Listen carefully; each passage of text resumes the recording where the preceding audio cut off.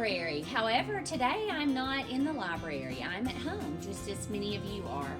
I hope that you had a wonderful spring break, and I hope that this week that you are taking care of yourselves and washing your hands and practicing good hygiene so that you will not get sick and stay well.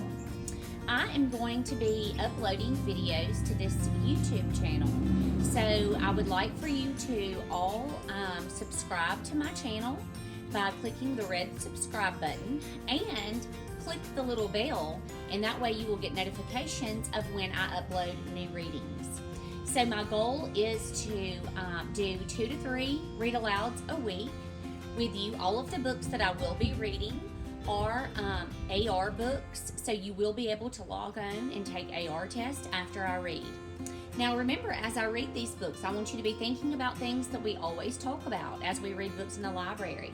Be thinking about the characters in the book, who the characters are, the setting of the story, where the story takes place, when the story takes place, the plot of the story. How does the story begin? What happens in the middle? And then how does it end?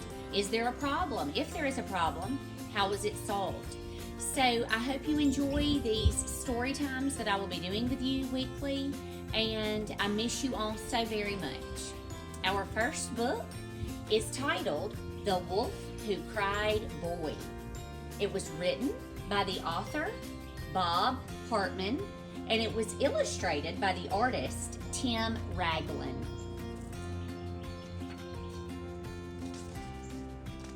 The Wolf Who Cried Boy. Once upon a time, there lived a family of wolves. They stole sheep, ran after deer, and snacked on muskrat and squirrel. Except for Little Wolf, that is, who never stopped complaining about what his mother prepared each night for dinner. Lamb burgers again, he whined. I hate lamb burgers. Sloppy doughs, he howled. We had sloppy doughs last night. Chocolate mousse, he whimpered. Chocolate mousse makes me sick, and besides, it looks just like that's enough, barked Father Wolf. But it never did any good, for all Little Wolf wanted to eat was Boy. Why can't we have Boy tonight? We never have Boy anymore. Well, son, sighed Father Wolf, there was a time when a clever wolf could snatch a shepherd boy off a hill or pluck a farm boy out of a field. Why, there was nothing better than a steaming plate of boy chops, or a big baked boy-tato. Oh, or boysenberry pie. But boys are hard to come by these days, so stop your complaining and finish off that mousse. Yes, Father, Little Wolf muttered. Then he asked, but suppose if I did find a boy someday? Father Wolf smiled and said, you find a boy out there in the woods, and your mother and I will be happy to catch him and cook him for you. But I wouldn't get my hopes up if I were you. The next day, as Little Wolf made his way home from school, he sniffed the air. 3-pig salad, he moaned. I hate 3-pig salad. And then Little Wolf remembered what his father had told him about catching a boy someday. So he decided to play a little trick and put off that awful dinner for a while. He ran home just as fast as he could, howling all the way. Boy! Boy! I've just seen a boy in the woods! If we hurry, we can catch him! Father and Mother Wolf raced out of the cave. They ran through the woods to the top of the hill and all the way down to the creek.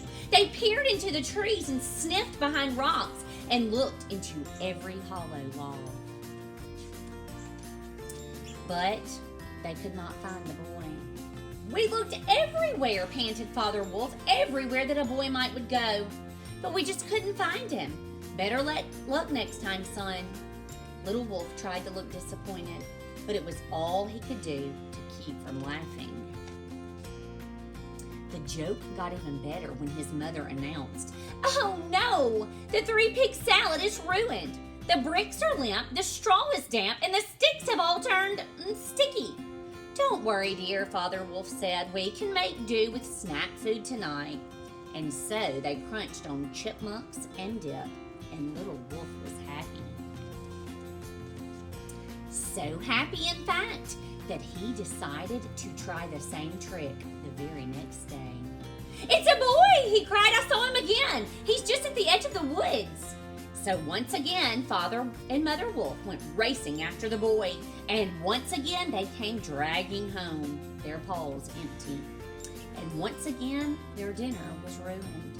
"Just look at that Granny Smith pie," Mother Wolf sighed. "The apples are all entirely too mushy."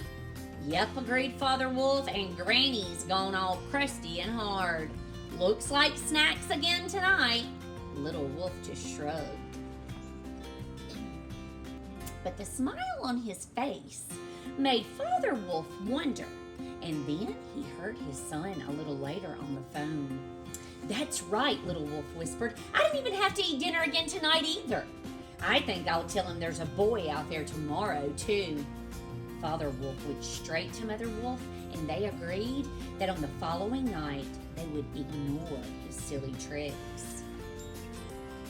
The next day, Little Wolf made his way home from school as usual. He could smell the awful odor of the steaming musk of ratatouille as it floated out of the cave, and he was just about to holler "boy" when the most amazing thing happened. There, walking through the woods right before him, were more boys than he had ever seen. "Boy!" he cried, "boy!" But no one came running from the cave. "Boy!" he howled, "boys!" But still, no one came running. So he ran into the cave shouting, "There are boys out there, dozens of them, big ones, little ones, fat ones, and skinny ones, enough to fill our whole freezer and Auntie's freezer too." But his mother just shrugged and said, "That's very nice, dear, but I already have 4 suppers planned." Father Wolf just hid his face behind a newspaper. And that's when one of the boys stuck his head in the cave. He was the mischievous type, a lot like Little Wolf, in fact, and he had crept away from his scout hat to have a closer look. "See?" Little Wolf shouted. "There's one of them now." But even though the boy tiptoed right into the cave, Little Wolf could not get anyone to look. "There's a boy on the couch!" That's enough, son," said his mother. "You are not fooling us again," added his father from behind the paper. "We're on to your little tricks." "But I'm not fibbing this time, honest," Little Wolf pleaded. "There really is a boy right here in our cave." The boy glanced at his watch and then turned to leave. "Look, please look," Little Wolf begged. "He's getting away." By the time that Father Wolf finally stuck his head above the paper, the boy was gone. "You waited too long," cried Little Wolf. "He was here a minute ago. All we have to do is go outside."